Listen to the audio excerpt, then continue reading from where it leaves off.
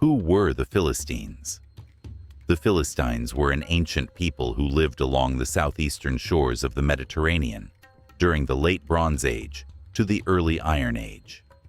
Their civilization was centered around the Pentapolis, a confederation of 5 key cities: Ashdod, Ashkelon, Ekron, Gath, and Gaza. The land they inhabited came to be known as Philistia. The Philistines are best known for their role in the biblical narrative, where they were portrayed as the long-standing rivals of the Hebrew tribes, and later, the kingdoms of Israel and Judah. However, their story begins long before their conflicts with Israel. The land before the Philistines, the Canaanite era. Before Philistia was established, the region was home to the Canaanites. These indigenous people had lived along the eastern Mediterranean coast for millennia, descended primarily from Neolithic farmers and city builders. Over time, waves of migration and cultural exchange brought influences from Mesopotamia and Anatolia, which enriched the Canaanite civilization through trade, conflict, and assimilation. Mesopotamian culture was particularly influential during the early development of Canaanite society. This influence was later followed by a growing Egyptian presence, especially in southern Canaan. Egypt's first significant foothold in the region came during the Middle Kingdom, when they constructed a fortress at the site that would later become Gaza. This location was highly strategic, as it controlled the entry and exit point for the most accessible, though still arduous, land route into Egypt. By the time of the Middle Kingdom, Egyptian pharaohs began campaigning in Canaan. They plundered cities, extracted tribute, and forged trade agreements. Canaanites, in turn, saw opportunities in Egypt's growing power. Many migrated to the Nile Delta during this time, likely seeking economic prosperity and security. The Hyksos and Egypt's rebirth. The later Middle Kingdom saw the rise of the Hyksos, a foreign group that may have consisted largely of Canaanite newcomers. The Hyksos overthrew the Egyptian rulers and dominated the Nile Delta for over a century. Eventually, the Hyksos were defeated, and Egypt was reunified under a far more militaristic regime, the New Kingdom. Egypt's new rulers aggressively sought to dominate Canaan. Egyptian armies swept through the region, constructing fortresses, removing disloyal kings, and replacing them with pro-Egyptian rulers. Egypt's control over Canaan created a massive buffer zone against northern empires like the Mitanni and the Hittites, while also securing lucrative trade routes.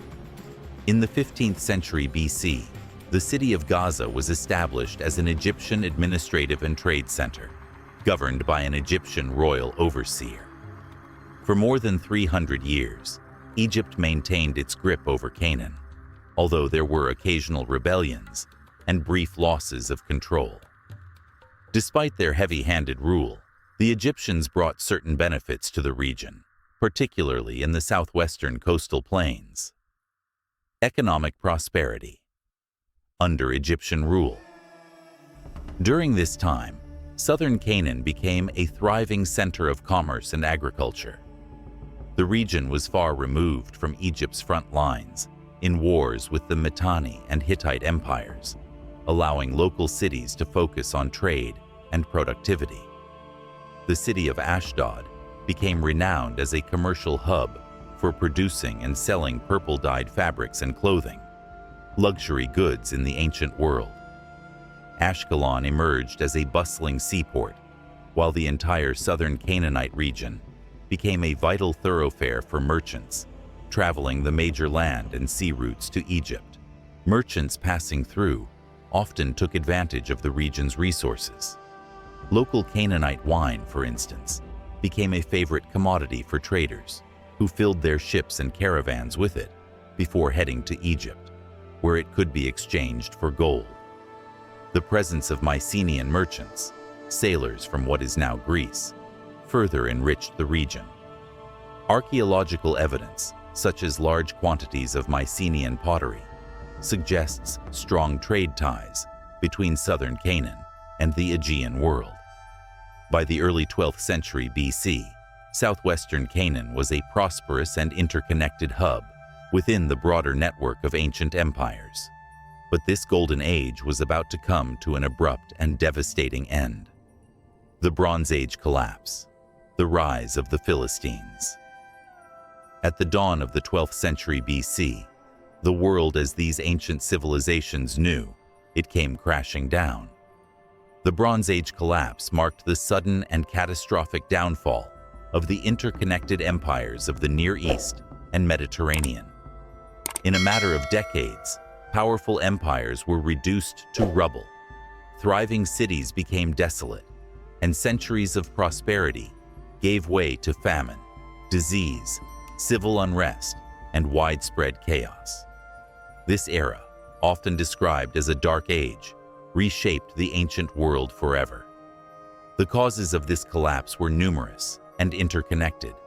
Droughts strained food supplies, famine spread, internal rebellions destabilized governments, entire regions were depopulated as waves of migrants, driven by desperation, sought new lands to settle. Among these migrants were the Sea Peoples, a mysterious confederation of seafaring groups who played a key role in the collapse. One of these groups, known as the Philistines, arrived on the shores of Canaan during this turbulent time. Settling along the southern coast, they established themselves in the former Egyptian-controlled cities of Gaza, Ashkelon, Ashdod, Ekron, and Gath, forming the Pentapolis. A new era in Canaan. The Philistines take root. The arrival of the Philistines marked the beginning of a new chapter in the region's history. Who were they? Scholars suggest that the Philistines may have originated from the Aegean region, possibly Mycenaean Greece or nearby islands. Their pottery styles and other cultural artifacts bear striking similarities to Aegean designs. Unlike the Canaanites, the Philistines introduced new cultural practices, technologies, and military tactics to the region. Over time, they became a dominant force along the coastal plain, clashing frequently with the Israelites, who were emerging as a distinct group in the Central Highlands. The biblical narrative portrays the Philistines as powerful adversaries of Israel, but archaeological evidence shows that they were also skilled traders, craftsmen, and settlers. Despite their rivalry with the Israelites, the Philistines played a crucial role in shaping the history of the ancient Near East. The story of the Philistines is one of migration, adaptation, and resilience. From their origins as seafaring migrants to their rise as a dominant force in the land of Canaan, their history is deeply intertwined with the region's complex and ever-changing tapestry. Prolonged imperial conflicts and the rise of the Sea Peoples. One of the most dramatic and enigmatic factors contributing to the collapse of the late Bronze Age civilizations in the Eastern Mediterranean was the emergence of a mysterious group of maritime raiders known as the Sea Peoples. These apocalyptic marauders swept across the coasts of the Eastern Mediterranean, leaving a trail of destruction in their wake. Their attacks culminated in a failed yet monumental invasion of Egypt during their final assault on the Nile Delta. Among the Sea Peoples, one group stands out as the most prominent: the Peliset. This is evident from the frequency of their mention in ancient inscriptions and their repeated depiction on temple wall reliefs. After the Egyptians emerged victorious, Pharaoh Ramses III declared that he resettled captured Peliset prisoners of war in southwestern Canaan. These captives were stationed in Egyptian garrisons and tasked with guarding the empire's northeastern border. Over time, the descendants of the Peliset came to be known as the Philistines. Where did the Peliset come from? The origins of the Peliset remain a topic of intense scholarly debate. 30 years before their infamous attack on the Nile Delta, Pharaoh Merneptah had already faced a major coalition of sea peoples, though this earlier group did not include the Peliset. Around the same time, Merneptah launched a campaign in Canaan, during which he sacked several rebellious cities, including Ashkelon, one of the most significant Canaanite cities of the era. In his inscriptions, Merneptah famously claimed, "Israel is laid waste, his seed is no more." While historians consider this statement to be an exaggeration, it holds great significance. The Merneptah Stele is the oldest written artifact mentioning Israel. Interestingly, Israel is not described as a city, country, or region, but as a distinct people group, as indicated by the hieroglyphic determinative for a foreign group, a throw stick beside male and female seated figures. Merneptah also described his Canaanite campaign as a catastrophic blow to the region, claiming, "Canaan has been plundered into every sort of woe." Although this statement may also be exaggerated, there is no doubt that his campaign left parts of Canaan in disarray. Archaeological evidence shows that many cities, towns, hamlets, and settlements along the southwestern coastal plain of Canaan were destroyed during or shortly after the first decades of the 12th century BC. What happened to the Canaanites? The fate of the Canaanites on the coastal plain is a grim chapter in history. Most of the local population perished during this turbulent period, but not all. A small percentage of the earlier dense population managed to survive. Though their numbers were significantly reduced, the surviving Canaanites still outnumbered the newly arrived Peliset settlers. Where did the Peliset originate? Most scholars today agree that the Peliset came from somewhere around the Aegean Sea, with the island of Crete being the most widely supported theory. However, the details of their migration and settlement remain shrouded in mystery. Settlement in Canaan modern. Estimates for the Peliset population at the time of their settlement in Canaan range from as few as several thousand to slightly over 10,000 settlers. In contrast, Ramses III claimed to have captured and resettled hundreds of thousands of Peliset. As with many aspects of Philistine history, there is significant scholarly debate regarding these numbers. The traditional view holds that the Egyptian strongholds, where the Peliset were resettled, eventually evolved into the 5 cities of the Philistines: Ashkelon, Ashdod, Ekron, Gath, and Gaza. There is some archaeological evidence to support this theory. For instance, in Ashkelon, resettlement appears to have begun on the ruins of an Egyptian fort. But who destroyed the fort at Ashkelon? Some historians suggest that it was the Peliset themselves during their initial conquest of the region. Others propose that the fort was destroyed earlier, during Merneptah's campaign in Canaan, and that the Peliset simply occupied the abandoned site. Strategic importance of the Philistine cities. The location of the Philistine cities was of vital importance. They were situated along the Way of Horus, a key military and trade route that connected Egypt with the Levant and Mesopotamia. This strategic positioning raises questions about whether Egypt voluntarily resettled the Peliset in such a precarious area, or whether the Peliset gained control of the region through conquest, either before or after their failed assault on Egypt. Some scholars hypothesize that the Peliset's eventual dominance in southern Canaan may have been the result of a gradual process of consolidation, conquest, and settlement, rather than a single, decisive event. Whatever the case, the Peliset, soon to be known as the Philistines, left an indelible mark on the history of the region. Conclusion: a story of migration and survival. The story of the Sea Peoples and the Peliset is a tale of destruction, survival, and transformation. From their mysterious origins in the Aegean to their settlement in Canaan, they played a pivotal role in shaping the geopolitics of the Late Bronze Age collapse and the early Iron Age. While the Canaanites suffered greatly, their cultural and demographic presence was not entirely extinguished.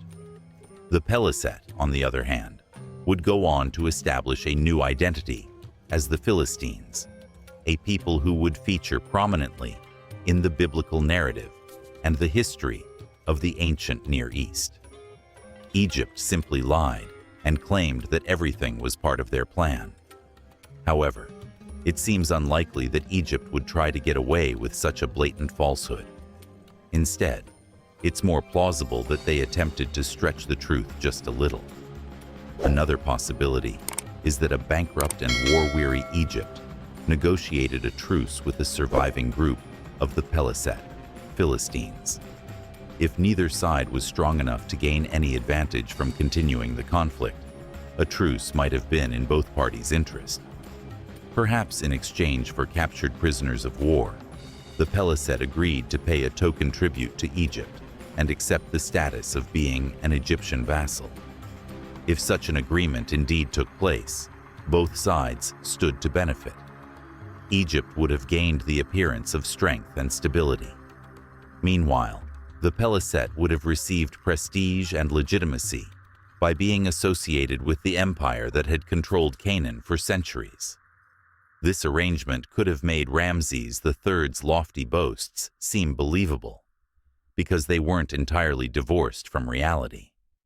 Most who heard the pharaoh's proclamations likely accepted them, as they aligned with the general perception of events. In addition to potentially negotiating with Egypt, the Peliset almost certainly formed alliances with the remaining Canaanite survivors. Archaeological excavations at Philistine sites make it clear that alongside the new foreign cultural elements introduced by the Peliset, there was a significant local Canaanite presence integrated into every Philistine settlement from its earliest days. Current consensus suggests that at least 50% of the population in early Philistine sites were Canaanites. It's possible that the Philistine settlements were initially established under Egyptian supervision or encouragement. However, considering Egypt's internal turmoil and economic decline during the 12th century BC, their involvement would have been minimal, if it existed at all. After their failed invasion of Egypt, another group of the Sea Peoples, the Cheker, established themselves in the city of Dor. This city became their base of operations for over a century. Some of the Cheker captured by the Egyptians were reportedly settled in what became the Philistine cities. The Peliset, known as formidable warriors, likely provided protection to some of the Canaanite survivors in the coastal plains. In return, they would have benefited from the additional manpower and the local knowledge of their new homeland. The Egyptian depictions of the Battle of the Delta even show ox carts carrying women and children, suggesting that at least some females and entire families accompanied the Peliset in their migration. However, given the hardships of the journey and the chaotic times, the majority of the Peliset who arrived were likely adult males. Consequently, after securing their basic survival, finding wives would have been a top priority. This necessity would have driven them to negotiate and form alliances with local populations, particularly those with extra daughters. The speed at which the Peliset and Canaanite cultures merged to form a distinct Philistine identity is remarkable. While this cultural fusion was undoubtedly expedited by the pressing needs of survival, another key factor likely aided this process: familiarity. The two peoples already knew each other well. For centuries, merchants from the Aegean had traveled to southern Canaan for trade. These long-standing commercial interactions likely created some degree of cultural exchange. It's even possible that some Canaanite survivors spoke the Peliset language or were familiar with their customs, and vice versa. Throughout history, whenever two peoples maintained sustained trade, intermarriage often follows. This raises the possibility that, prior to the Bronze Age collapse, a small hybrid Aegean Canaanite community already existed in the region. If so, this group of survivors may have helped facilitate the rapid assimilation between the larger Peliset and Canaanite populations.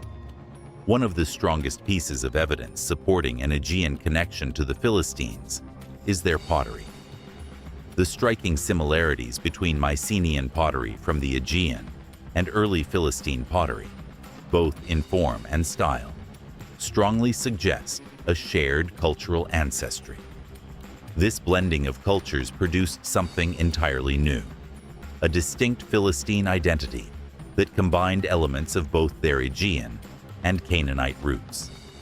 The mysterious origins of the Philistines, evidence from archaeology and history. The origins of the Philistines have fascinated historians and archaeologists for centuries. Among the most intriguing pieces of evidence are their pottery, architecture, diet, and cultural practices, all of which suggest a possible connection to the Aegean region.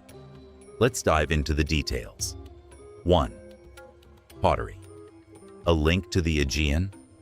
Philistine pottery is strikingly similar to Mycenaean pottery, renowned for its unique decorations. At first glance, the designs are so identical that distinguishing them requires a closer inspection. The primary difference lies in the material. Philistine pottery was crafted from local clay, while Mycenaean pottery used Aegean clay. On its own, this similarity isn't definitive proof of an Aegean origin. Some scholars propose that in the chaotic aftermath of the Bronze Age collapse, the surviving Canaanites, who could no longer import Aegean pottery, began to imitate its style locally. While possible, this theory is unlikely when combined with other evidence. 2. Architecture. Aegean influence in Philistine homes. Philistine architecture also offers clues to their origins. Unlike earlier Canaanite homes, which featured closed ovens for cooking, Philistine houses employed open circular hearths placed centrally, a design remarkably similar to Aegean homes. The layout of their homes wasn't the only thing that set them apart. What the Philistines ate also provides critical insights. 3. Diet. The mystery of pig bones. Archaeological excavations of Philistine settlements uncovered unusual amounts of pig bones in their garbage piles. This particular type of pig was not native to the Levant, but was common in the Aegean region. Why pigs? Unlike cows or sheep, pigs are exceptionally hardy and low maintenance, making them ideal for sea voyages. They consume biological waste aboard ships and provide a reliable food source. The presence of these pigs may suggest a maritime origin for the Philistines as part of the enigmatic Sea Peoples. Alternatively, pigs could have been introduced to the region shortly before the Bronze Age collapse. Either way, this dietary pattern reinforces an Aegean connection. 4. Clothing, weapons, and armor. The Philistines' clothing and weaponry further hint at an Aegean influence, though the evidence is not conclusive. Their iconic headgear, for example, closely resembles helmets worn in the Aegean. However, such helmets were also used earlier in Mesopotamia. One theory posits that the Philistines, or Peliset, as the Egyptians called them, were part of a mercenary warrior cult. Similar headgear was often depicted in connection with gods or priests, adding an air of mystery to their identity. 5.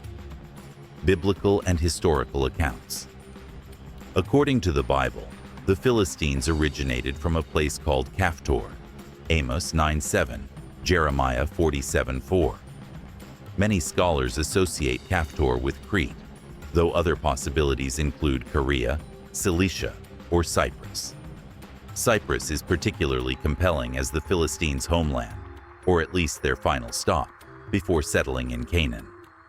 Like southern Canaan, Cyprus had long been a trading partner of the Mycenaeans, who were highly familiar with the island. In times of crisis, it's common for people to flee to familiar places. After the collapse of the Mycenaean civilization, many refugees sought refuge on Cyprus. These Mycenaeans, Cypriots, or perhaps a mix of both, may have been among the Peliset, who later migrated to Canaan. 6. Counter-arguments to the Aegean connection. Despite the substantial evidence, not everyone agrees that the Philistines were of Aegean origin. Two of the strongest counter-arguments focus on their language and religion. Language, a missing link. No direct evidence links the Philistine language to any Aegean dialects, like Mycenaean Greek or Luwian. However, this could be due to the limited knowledge we have of the Philistine language itself. 1. It's possible that some linguistic connections existed but haven't been discovered yet. 2. The Philistines may have adopted the Canaanite language quickly to improve trade and diplomacy in their new land. 3. Some Philistines might have already been familiar with Canaanite, easing their transition. Religion, a shift in faith. The Philistine pantheon included deities like Baal, Asherah, and Dagon, gods already worshipped in Canaan before the Philistines' arrival. Why would they abandon their old, possibly Greek gods? One explanation is trauma. The Philistines lived through the catastrophic collapse of their civilization, followed by a crushing defeat by the Egyptians. Many were likely enslaved, while others died in battle or along the treacherous journey. These experiences may have shattered their faith in their ancestral gods. Additionally, ancient peoples often believed that gods were tied to specific geographic regions. In settling in Canaan, the Philistines may have assumed that their old gods had no power in this new land. 7. A complicated legacy. The origins of the Philistines remain a puzzle, but their story is one of resilience and adaptation. Whether they were Mycenaeans, Cypriots, or a fusion of cultures, they played a pivotal role in the ancient history of the Levant. From their unique pottery to their Aegean-inspired customs, they leave behind a legacy that continues to intrigue and inspire. The rise of the Philistines, from nomads to a thriving civilization. The Philistines were a unique people in the ancient Near East, known for their ingenuity, resilience, and influence during the tumultuous collapse of the Bronze Age. Let's explore their fascinating story, how they rose from scattered origins to dominate the coastal plains of Canaan. Life and culture of the Philistines. The Philistines were renowned for their vibrant culture and industrious way of life. They enjoyed wine, celebrated with friends, and relished victories over their enemies. Many of their women, likely of Canaanite origin, raised their children to speak the Canaanite language and worship its gods. Unlike some theories that rely solely on linguistic evidence, the most credible hypothesis places the Philistines' origins near the Aegean. This theory aligns with archaeological evidence that links them to the Sea Peoples, who migrated during the upheaval of the Late Bronze Age. The collapse of the Bronze Age and a new order. Following the collapse of the Great Bronze Age empires, society across the Near East underwent radical changes. Nomadic tribes settled among the ruins of once great cities, and surviving urban dwellers adapted to a more transient lifestyle. In most regions, nomadic pastoralism became the norm. However, along the eastern coast of the Mediterranean, urban life remarkably rebounded. The Philistines capitalized on this transformation. As Egypt's influence waned in the 12th century BC, trade routes previously controlled by powerful empires fell into the hands of independent city-states. Though trade was initially reduced compared to earlier times, it became more profitable for smaller, nimble traders, like the Philistines. Their fortified settlements expanded rapidly into thriving cities, filling the power vacuum left by Egypt's retreat. Agriculture and urban innovation.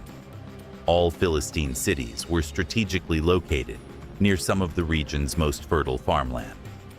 Unlike earlier Canaanite cities, where farmers lived scattered across vast areas, Philistine farmers resided within the cities, cultivating nearby fields. This innovative urban design reflected the instability of the times, when protecting farmers from marauders was essential. The Philistines weren't just successful farmers. They were also skilled producers and exporters. They produced large quantities of olive oil and wine for trade. The city of Ekron, once a small Canaanite settlement, grew into a massive olive oil production hub.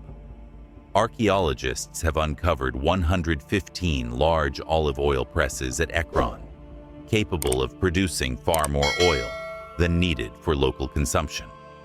By the early 11th century BC, Philistia had become one of the most prosperous and rapidly recovering regions in the Near East, while other areas remained in chaos. The Pentapolis, power and politics. Philistine political and economic power was concentrated in a league of 5 city-states known as the Pentapolis: Gaza, Ashkelon, Ashdod, Ekron, and Gath. These cities were governed collectively by a council of 5 lords, who deliberated on matters requiring unified action. Throughout much of the 11th century BC, the Philistines dominated the entire coastal plain of Canaan. According to the Bible, the Philistines repeatedly defeated and subdued the Hebrew tribes to their north and east, sometimes holding them in subjugation for decades, once, reportedly, for 40 years. Judges 13:1. Their military success was partially due to their technological edge. They utilized iron weapons and armor, which were far superior to the bronze tools of their neighbors. Additionally, their chariots were highly effective on the flat coastal plains, though less so in the hilly terrain where the Hebrews lived. Trade domination and territorial expansion control over trade routes was a significant motivator for the Philistines' expansion. In addition to dominating sea trade, they sought to control key land routes to Egypt. By doing so, they could impose higher tariffs on merchants passing through their territory. Their aggressive expansion and desire for dominance likely contributed to the unification of the Hebrew tribes. The book of Samuel recounts that Israel's first king, Saul, was ultimately defeated in battle by the Philistines. Before his death, David, Saul's eventual successor, famously lived among the Philistines. He took refuge in the city of Gath, even working as a mercenary for its ruler. Legacy of the Philistines. The Philistines' legacy is a testament to their resilience and adaptability. They turned post-Bronze Age chaos into opportunity, establishing thriving cities, controlling trade routes, and leaving an indelible mark on history. Despite being remembered as adversaries of Israel in biblical accounts, the Philistines were much more than that. They were innovators, builders, and survivors in a challenging era. Their story is a reminder of how determination and resourcefulness can transform adversity into lasting achievement. Conclusion. The Philistines' rise from obscurity to dominance during one of history's most chaotic periods is a compelling tale of human ingenuity. Their culture, political organization, and economic achievements shaped the ancient world in profound ways. What lessons can we learn from their story today? How can their resilience inspire us to face the challenges of our own time? Share your thoughts in the comments below. If you found this video enlightening, don't forget to like, subscribe, and hit the notification bell to join us for more stories from history and the Bible. Thank you for watching.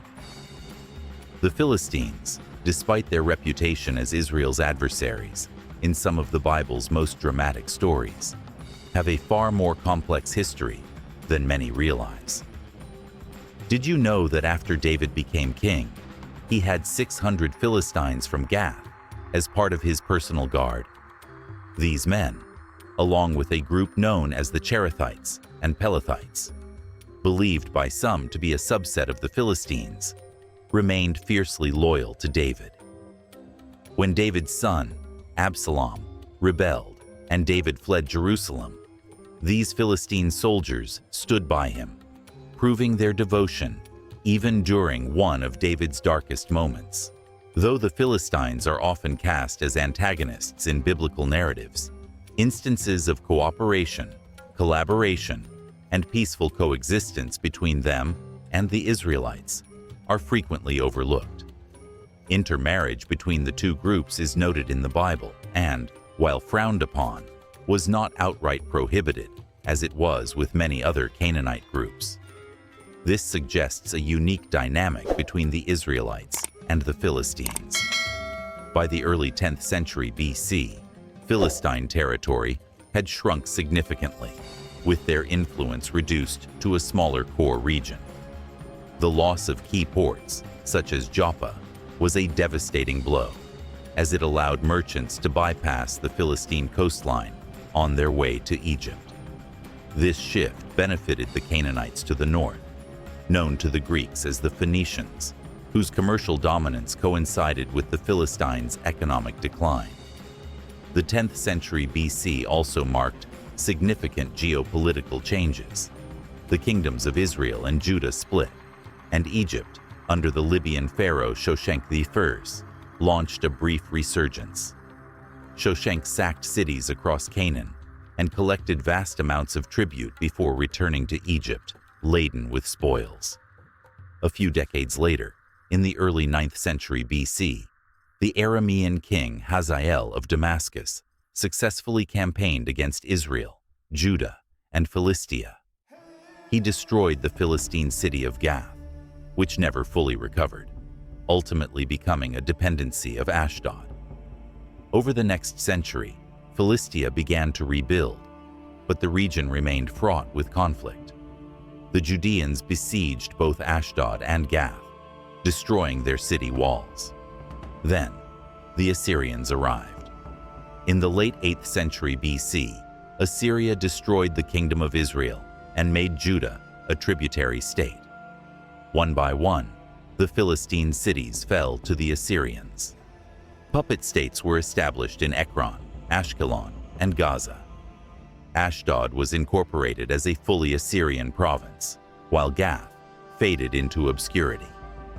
Despite the turmoil of the 8th century, Philistia experienced a relative resurgence in the 7th century under Assyrian rule, as the empire's stability allowed trade and local prosperity to flourish.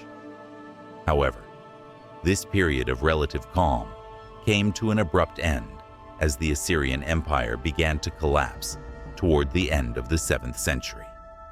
The city of Gaza sought to assert its independence, only to be sacked by Egypt, which was attempting to demonstrate its loyalty to Assyria.